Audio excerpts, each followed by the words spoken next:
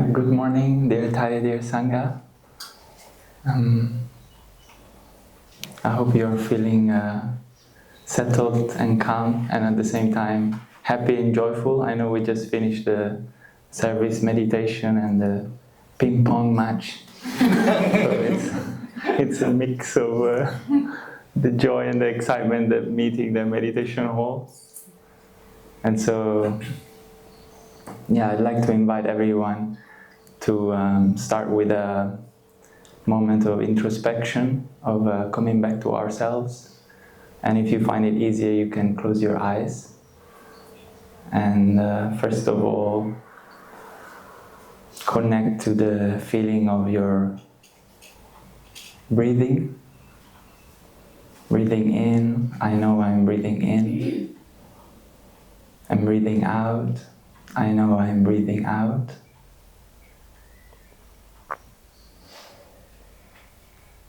And not thinking about the breathing, but feeling the sensation.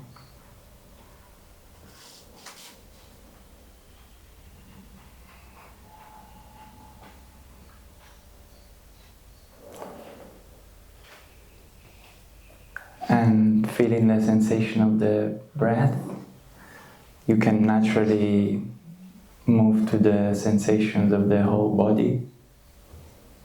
Sitting right now,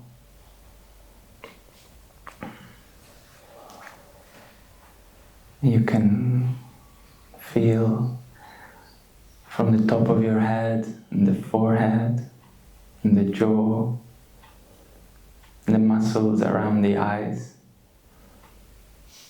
and also allowing all those places to relax if there is some tension building up. And your neck and throat, the shoulders, and the back, and the left arm, the left hand, the right hand. So relaxing all the tension in the hands with a gentle smile. Breathing in, I'm aware of my hands. Breathing out, I relax. I smile to my hands.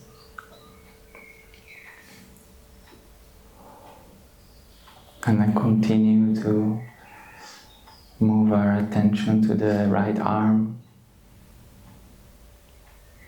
up to the back,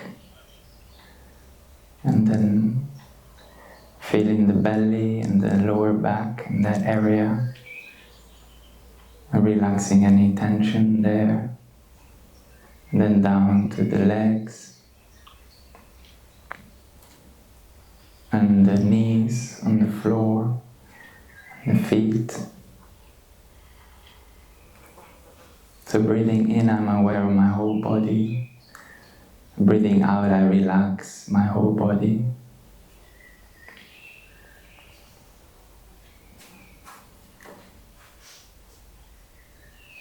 And now if you feel more grounded in the present moment, you can also check in within. How am I feeling right now? Is there any emotion that has accumulated that we haven't taken the time, or we haven't maybe had the courage to smile to until now?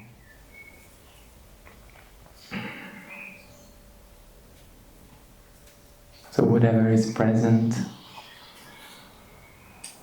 joy and happiness, togetherness, connection, but maybe also sadness or anxiety, fear, maybe even anger, whatever it is we find. Just take this moment to acknowledge ourselves and acknowledge the emotion, and then smiling to it. No need to fix it or change it, just smiling it. breathing in, I'm aware of my emotions, my mental formations, whatever they might be. And breathing out, I smile to the mental formations present in me right now.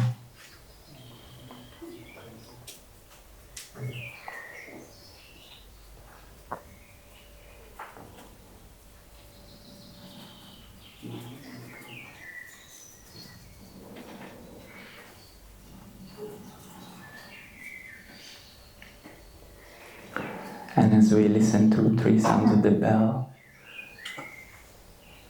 we can practice letting go of any thought, letting go of everything, and just enjoying following the sound of the bell.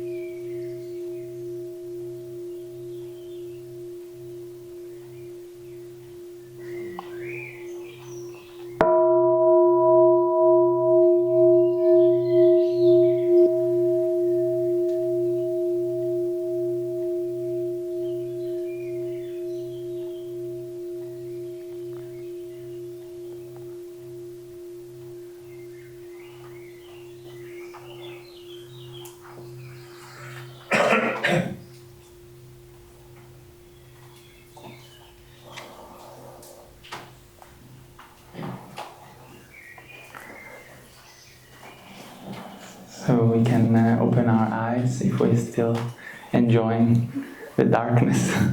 We can still keep the same feeling of rooted in ourselves, in our body, and see how the meditation evolves. So dear Thai, dear Sangha, good morning. Today is the 29th of June 2025. We're in the retreat Cultivating Inner Strength and Peace in Verdelo, Healing Spring Monastery. Yeah, thinking about the topic of cultivating peace, a story came to my mind. Last year I went to Italy with some monastic siblings. We had a tour with the van around Italy, and have many events like this. We have some events and try to share about the Dharma and be with friends. And one time we were in Puglia, in the south of Italy, and we had a beautiful walking meditation outdoors in the public park. And suddenly, some of us monastics, we were approached by curious lay friends, but they are not practitioners. And so they came to us and they said, "What are you?" Not even "who are you," but "what are you?" And I think it happens to the monastics quite often, and especially in Europe. We are a new species in Europe. So they came, "What are you?" And at that time, I just replied simply, "Oh, we are practicing for peace, or we are bringing peace, or we are living peace," something like that. And they were happy to hear that. They said, "Oh, that's wonderful that you are here, you're bringing peace, and we really need that." And we said, "Yeah, it's true. This time we really need that." So they said, "Yeah, this time all these wars and all these people causing wars, they should all die." And then And then they left right away. So we just left there like, okay. And anyway, so somehow this story came up to my mind this morning when I was practicing walking meditation. And yeah, it was an interesting thing that that manifested.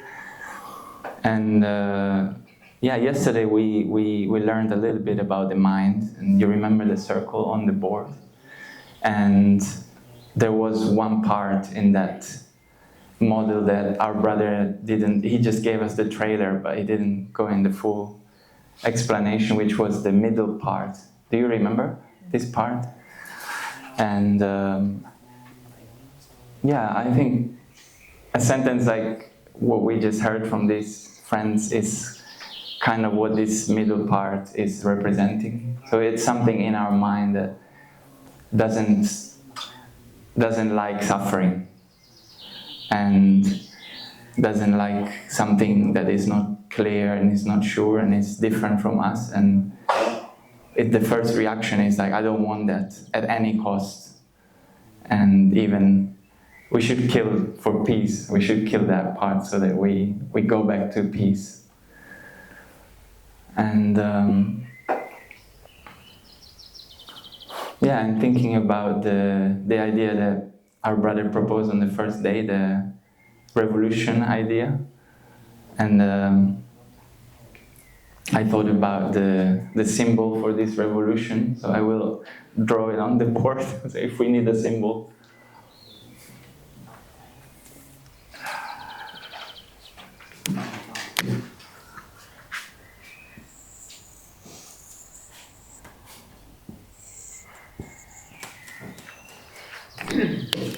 I think it's simple, but now the brands are all about simplicity, so we try to follow this trend.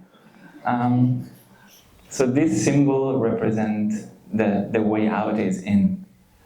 So this is the insight that our root teacher, the Buddha, he had 2,600 years ago, and he also felt that there is a lot of suffering in the world, and there is a lot of answers to how we should deal with that. But even back in his time, maybe we should sacrifice plenty of cows to offer to the gods, or we should. Some people were living in the mountains and they were not eating; they just eating pine needles or standing in the water the whole day. So it's like we suffer now, and we suffer all now, so that later we're happy. Yeah, something we borrow all. I don't know. We try to suffer all at once so that we get it all out of the way, and then we'll be happy. So there were many ways, and yeah, the Buddha was not satisfied. So yeah, after he practiced and he has his deep awakening, and he saw, okay, everything is connected, and there is no way to separate suffering from happiness. And the first teaching he shared with his friends was about this. It was about suffering. And he said, suffering is the noble truth. It's the first noble truth. And yeah, it's very connected to this logo, and also to the meditation that we practiced in the morning just earlier. The idea that we should not run away from suffering, but we should train ourselves to meet it, and somehow to meet it with a gentle smile. And so the first noble truth is already like an invitation to come back home. And yeah, it is a revolution, because right now you know very well that if you suffer, there is many options to not make you meet that suffering. You just have to turn on Instagram or TikTok or Netflix, and you know there are many options that are there for us, and the moment we suffer, we automatically grab for our device and we look for the way out to run away from that. But I think if we are here, somehow we felt that it was not working, that strategy. So I think another strategy is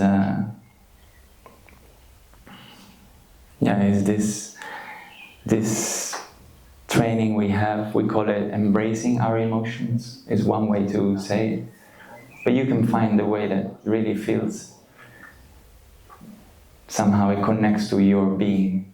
But it's this feeling that an emotion comes, that emotion of loneliness, sadness, disconnection, maybe even in a retreat like this, where everything looks so perfect and in theory we should just all be happy because we are all wonderful young people and practicing to be happy. But even so, I'm sure all of us have already met loneliness even in the retreat, or like social anxiety or fear.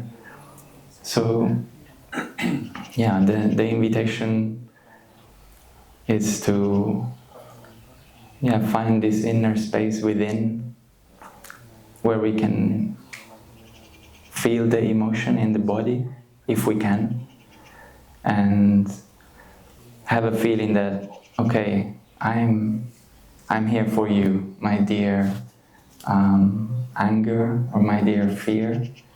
I am totally present.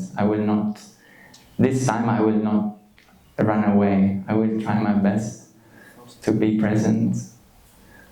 And I think it's a very beautiful experiment to try when it happens, because it's counterintuitive that you meet the suffering but you feel better. So it's like, but you have to try to see how it is. And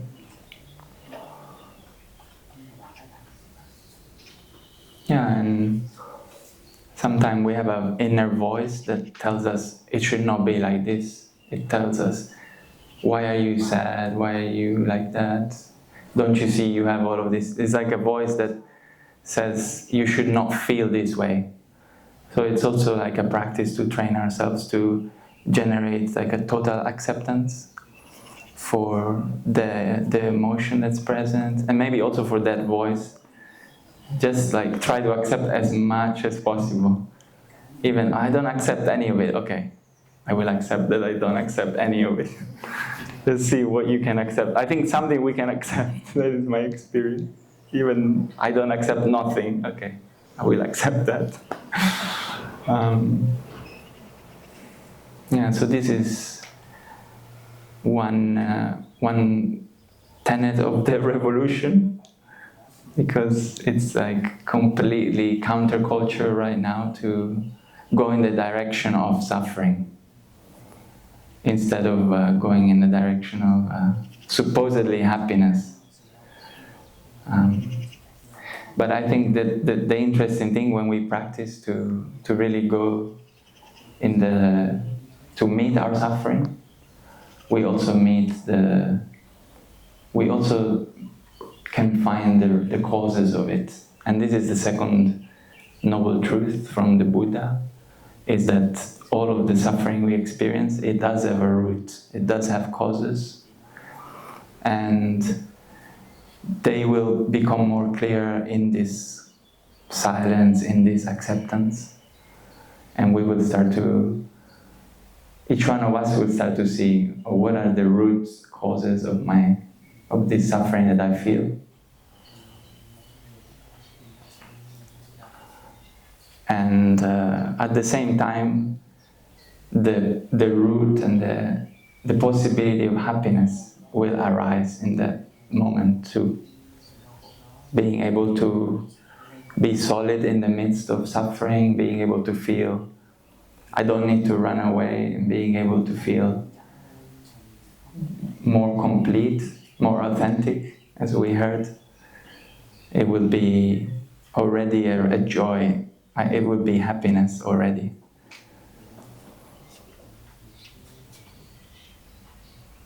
And so we are like training ourselves to see that there is goodness in suffering. And this is one of the key beliefs of manas, of this part in us that always wants to run away, is that it ignores the goodness of suffering.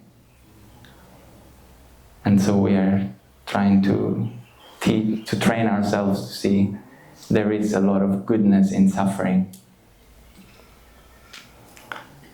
And the last noble truth, so far we have suffering, and we have the causes of suffering, and then we have happiness. And the last noble truth is that the path to happiness, the causes that lead to true happiness. And in the Buddha's explanation, this is very connected to the way we live our life. It's not like spirituality is one part, and then how we live our life is completely different. But the way to happiness is rooted in our daily life, in the choices we make, and in the way we speak with others, in the thoughts that we choose to have. And we find this a very important thing to emphasize recently in this day and age, because now there is the tendency to just extract the teachings of mindfulness and to use them to train soldiers to shoot better, or train investment bankers to make more money. So it's just taking like 1% of the Buddha's teaching and completely distorted, and finally it's become quite a big misconception. And so I think it's good with the practice we can become more sensitive to this.